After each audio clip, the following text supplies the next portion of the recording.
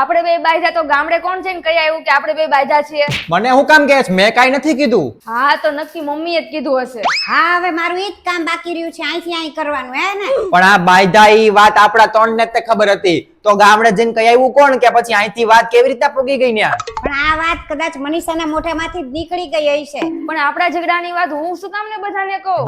પણ હું ક્યારનો ઈ જ કહું છું કે આપડા ત્રણની વાત બહાર ગઈ કઈ રીતે? ઈ તો આપણા ઘરમાં સીસીટીવી કેમેરા લગાવ્યા હોત ને તો ખબર પડી જ જાત અત્યારે ને અત્યારે.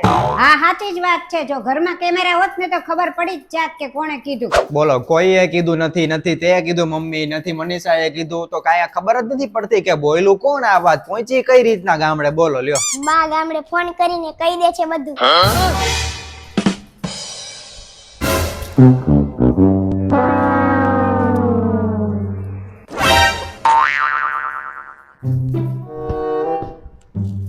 મનીષા, બધી જવાબદારી તારી માથે લઈને ફરીશ તો તું તારી જિંદગી કેવી રીતે જીવીશ? અરે એમાં શું, ઈ તો મારી ફરજ છે. ક્યારેક મમ્મીને પૂછી લેવાય કે મમ્મી કેટલી તું જવાબદારી માથે લઈને ફરે છે એમ.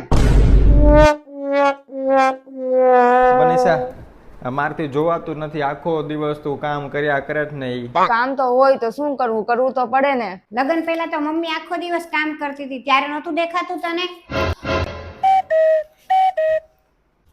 મનીષા, કેટલા ટાઈમ સુધી તું આ ઘરનું કામ કર્યા કરીશ? એક કામ કર, હાલ તને આજે પિક્ચર જોવા લઈ જાવ. સાચું? હાલો તૈયાર થઈ જાઓ. એ નવરી બજાર, આ 20 વર્ષ થયા મને તો કોઈ દી ન કીધું કે હાલો પિક્ચર જોવા, અને મનીષાને રોજ પૂછે છે હાલ પિક્ચર જોવા, હાલ પિક્ચર જોવા.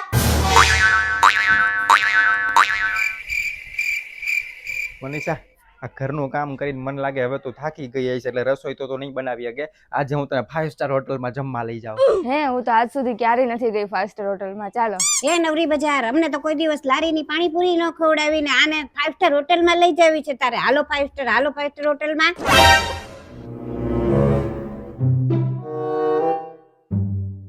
મનીષા, તું કાઈ બાંધવામાં ઓછી નથી.